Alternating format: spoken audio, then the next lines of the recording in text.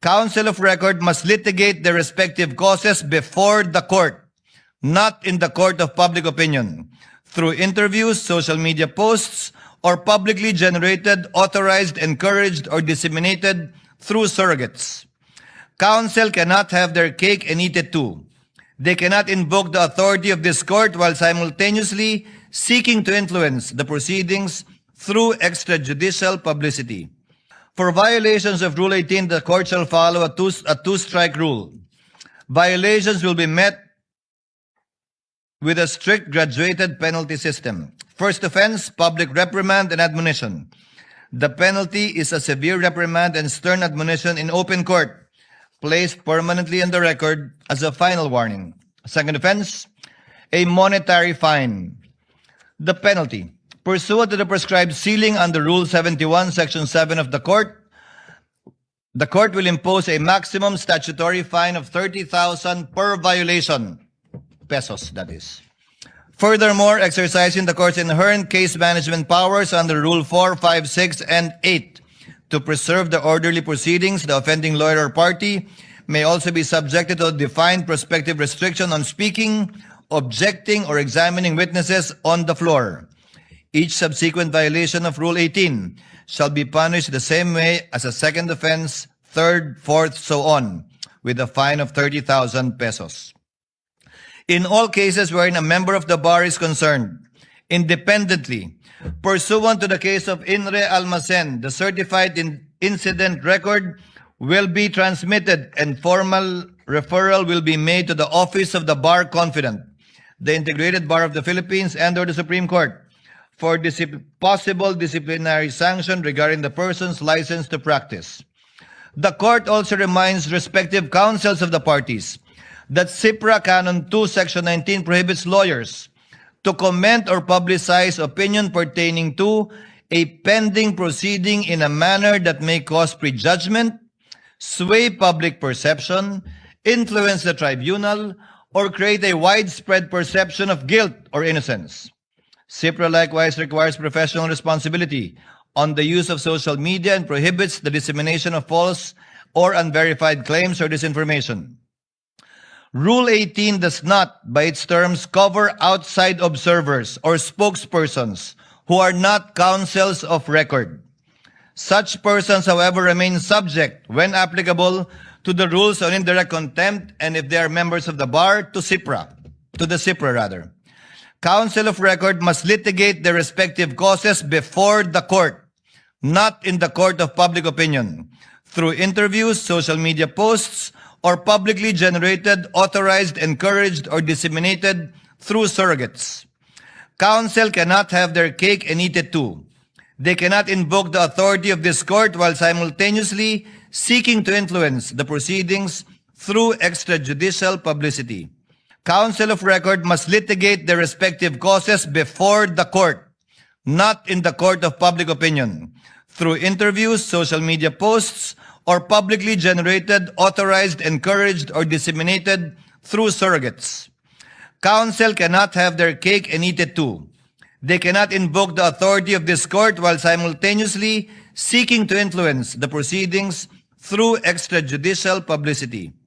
For violations of Rule 18, the court shall follow a two-strike rule.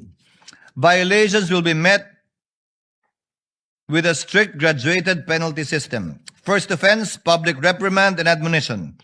The penalty is a severe reprimand and stern admonition in open court, placed permanently on the record as a final warning. Second offense, a monetary fine. The penalty, pursuant to the prescribed ceiling under Rule 71, Section 7 of the court will impose a maximum statutory fine of 30,000 per violation, pesos that is. Furthermore, exercising the court's inherent case management powers under Rule 4, 5, 6, and 8 to preserve the orderly proceedings, the offending lawyer or party may also be subjected to a defined prospective restriction on speaking, objecting, or examining witnesses on the floor. Each subsequent violation of Rule 18 shall be punished the same way as a second offense, third, fourth, so on, with a fine of 30,000 pesos.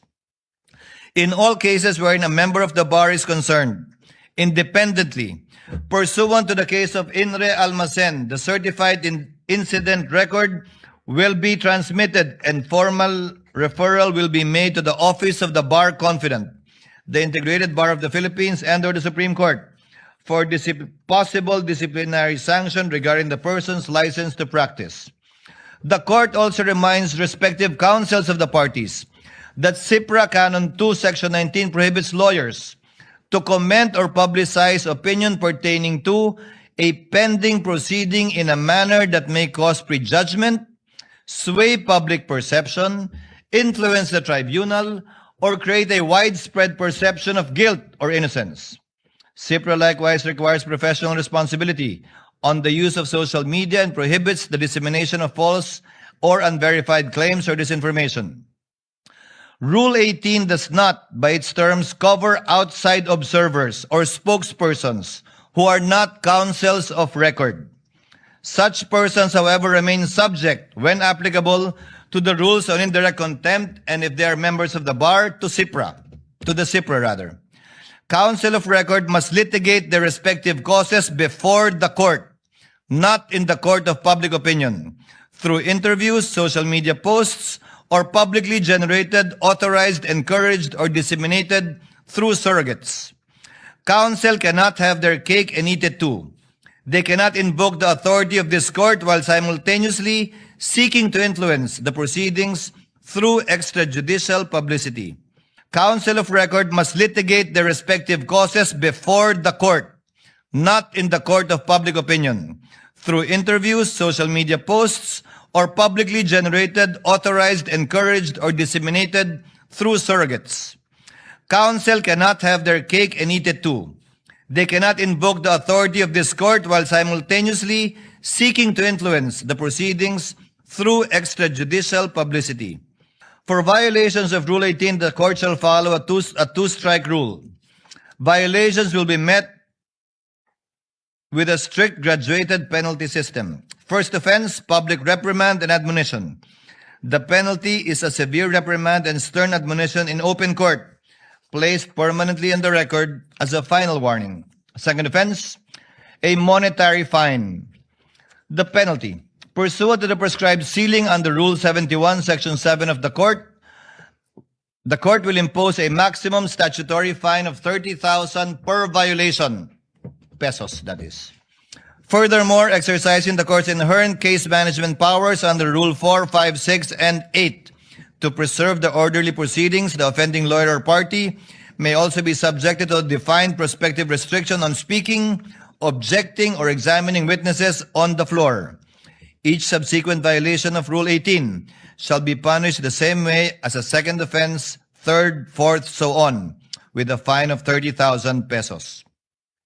In all cases wherein a member of the bar is concerned, independently, pursuant to the case of Inre Almacen, the certified incident record will be transmitted and formal referral will be made to the Office of the Bar Confident, the Integrated Bar of the Philippines, and/or the Supreme Court for possible disciplinary sanction regarding the person's license to practice.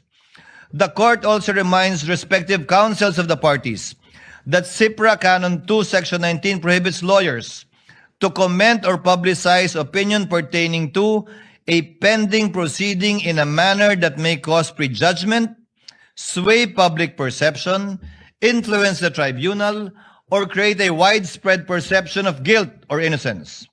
CIPRA likewise requires professional responsibility on the use of social media and prohibits the dissemination of false or unverified claims or disinformation.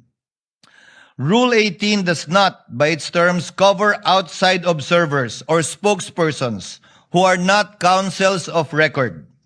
Such persons, however, remain subject, when applicable, to the rules on indirect contempt and, if they are members of the bar, to the CIPRA. Counsel of record must litigate their respective causes before the court, not in the court of public opinion, through interviews, social media posts, or publicly generated, authorized, encouraged, or disseminated through surrogates.